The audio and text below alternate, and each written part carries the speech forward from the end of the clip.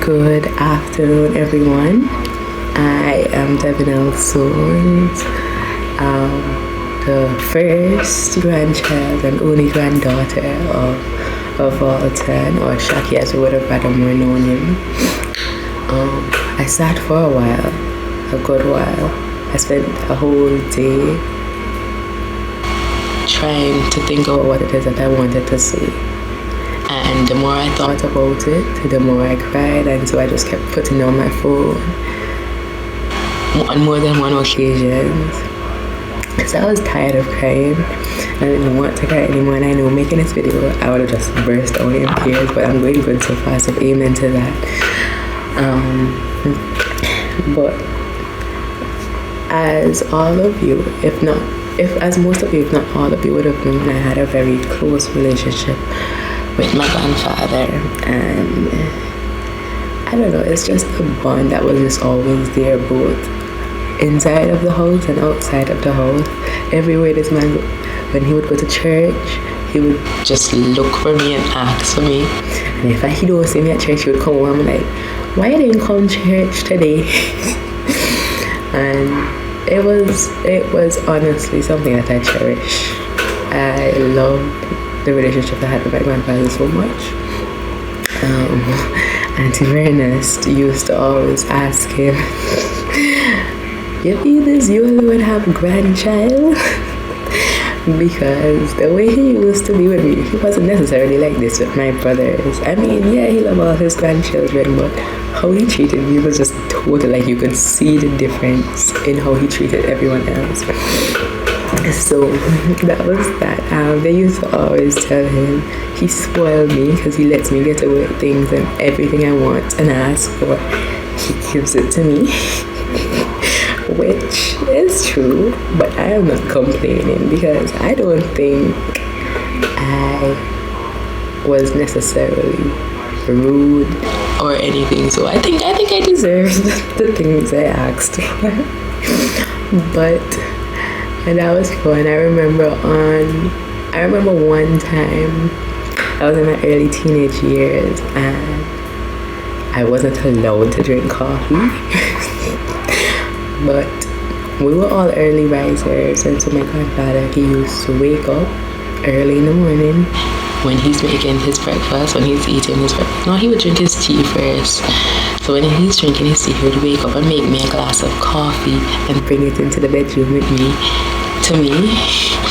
And I would just drink it quick, and then we would go back out and wash this. And Auntie Ernest used to be like, the girl not supposed to be drinking no coffee, whatever. And then all my grandfather would do is look at each other and smile. It was so funny. This happened for numerous things actually, because there was a lot of things my grandfather encouraged me to do that I wasn't allowed to do at a young age. I remember when my mom got upset with him a time because he took up her car and he said he was going to teach me how to drive. And when my mommy found out, she was like, don't play with me now. I found it hilarious. I'm sorry, mommy. But yeah, that's the type of relationship me and my grandfather had. There wasn't anything I could not go to him for. He always made himself available and open to me, not just me, but to other persons outside of our family as well, because that's just the type of man that he is. So there's that. My grandfather did not know my name. How can I be your first grandchild? I don't even think he knew my name up to his last day. How can I be your first grandchild and you don't know my name, sir? I remember always being called Vernella or Avanel. Like everything you want. Vernella, look here now. And I'm just like, grandfather, yes. Because at a point, I just came to accept the fact that my name was either Vernella or Avanel, which is his first daughter and his adopted sister. I got to accept that fact, and so whenever I heard the name in the house, I just know it's me, and it registered in my brain to answer, because I can't correct him, my name. every minute of every day. No, it's fine. And he also called me Moonface. I guess you can see why. But yes, my grandfather called me Moonface and Spunks. I remember when my auntie Renella found out he was calling me Spunks, she said to me, "Don't bother feel too special now because I'm the original Spunks." And I was like, okay, well, you're not here anymore, so I am the new Spunks. So first I used to just sit and watch my grandfather's relationship and just wonder. I don't know. I remember he was always on the go. No matter what, he was just always on the go. Even when he became ill, because I don't think I was in Antigua when he started to become ill. But when I came back home this summer and saw how he was, and like you can know the change, because anybody who knows my grandfather knows that he's always up and about at something. So he wasn't moving around as much, and he was walking more leaned over. And we were trying to keep my grandfather inside and off of his feet because he needs to rest, you understand? You know, when people are sick, they're supposed to be resting. Not my grandfather. He got up and he's just moving around. Oh, he have to fix this, trying to go outside, find every reason to go outside. Tell me what you in your sick age want to go outside to go pick mango off a tree for. I was so tired of it because I just wanted you to sit down. It was just mad crazy. I remember even in his last few days when I was video chatting with him, well, not really video chatting because I was doing all the speaking, so I guess you can say video listening. But when he heard my voice, right, he started to try and stretch towards the phone. Like at this point he couldn't speak, so he could only hear what I was saying. I knew he could hear me because I would see his body reacting, or sometimes I would see his eyes just watching and he would just smile. But the 2 days before he died, because it was a Sunday, it was a Saturday, sorry, and I got the call the Sunday morning. But my grandfather started to stretch towards the phone. My mom had her phone in the hand, holding it out for him so he could hear. And my grandfather started to stretch towards the phone. So I was like, "Sir, what are you doing? You're not supposed to be moving. You don't need to stretch and take the phone. I can see you. I know you can't see me, but I know you can hear me. And I want you to know that I love you. And I know you love me. And there are a bunch of other things that I know you would want to say to me, but you're not able to do so." But I think it would have been basically everything you would have been telling me throughout my entire life. And so I want you to stop trying to move. I don't even think he listened because he still kept trying to move towards the phone. It was so funny. My grandfather, oh my Lord, let me tell you how he did not know to get to the point with anything. This man was a man of parables. And I think all of you can agree with me in saying if you ask him something, or if he starts to speak about something, he would start at point A and he would go through the whole alphabet before getting to where he wants to say. And I remember me and my uncle used to always be like, "So, you don't say what you have to say yet? I can move on. Yeah, you good?" It was so funny. It was honestly one of the funniest things. One time he was like, this was during hurricane season. I honestly don't remember what year it was, but I know it was during hurricane season. And this man, out of the blue, he just decided to start preach the whole house.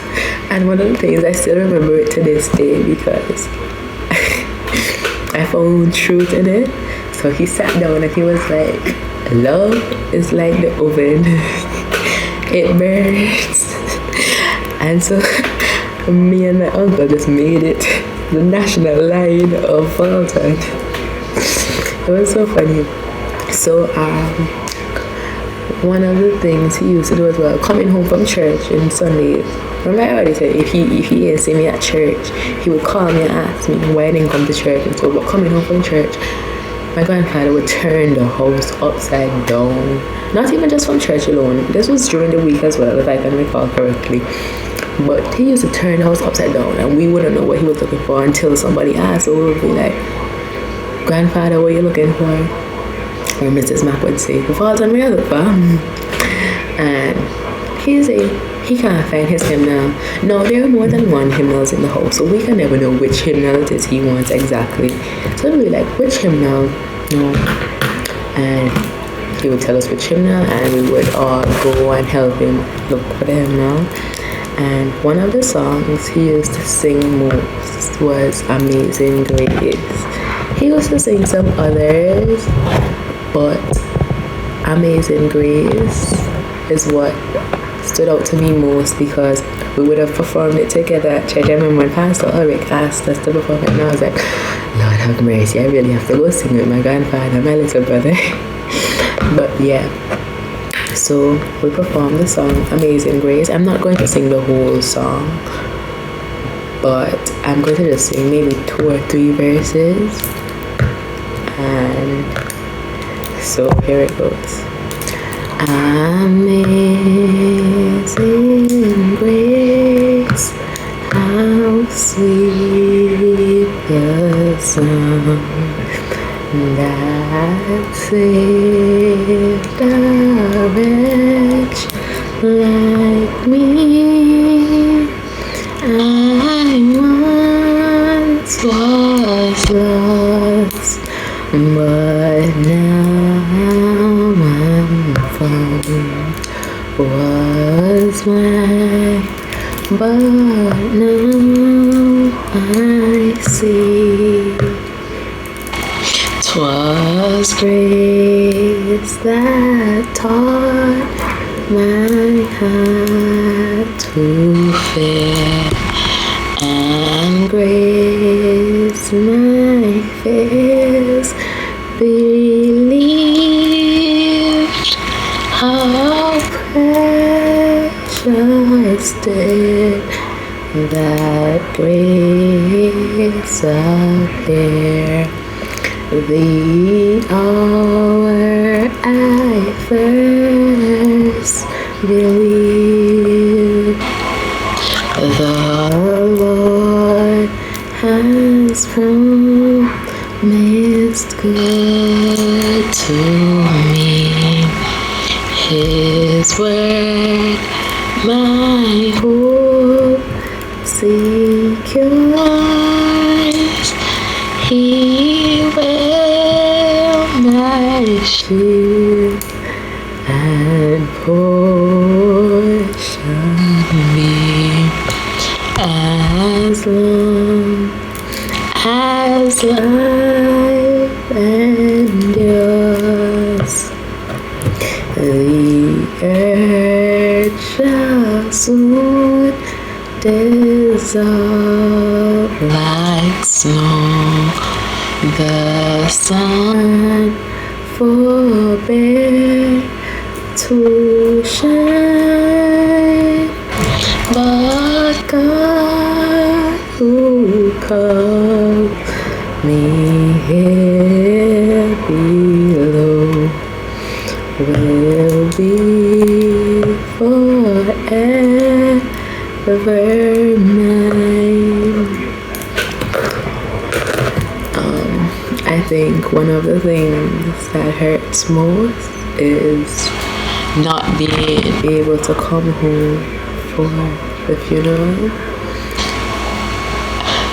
I don't know. It hurts, like it really hurts not being there to tell my grandfather goodbye one last time. But I know he wouldn't want me to sit around crying all the time because he didn't like to see me sad or upset. Whenever he saw me sad or upset, he would just sit down and he would stare at me and he'd be like, "What happened to you, Spokes? You okay? What happened to you?" And he would not rest until he got an answer from me and until he saw me smiling again. I can't promise you that I'm not going to cry anymore. I will continue to cry. But I will forever cherish the lessons, the memories, the times we would have spent together. I will cherish them all. I just want to say that I love you. And thank you again for everything. And yes, that's it.